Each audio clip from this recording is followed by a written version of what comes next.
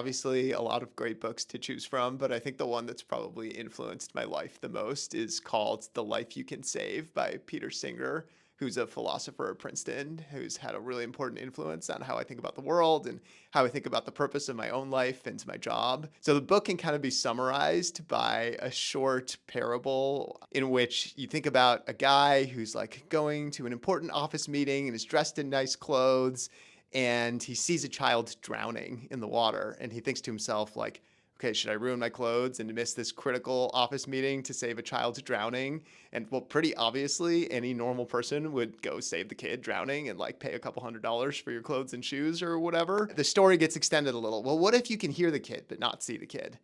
And well, yeah, you should probably chase down this screaming child that's drowning and still save them. And then it's like, well, what if someone comes running and tells you that a child is drowning?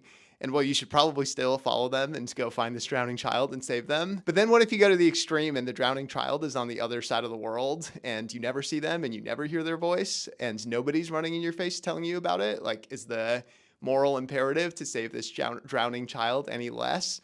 Well, like pretty obviously not if you follow the logic kind of incrementally.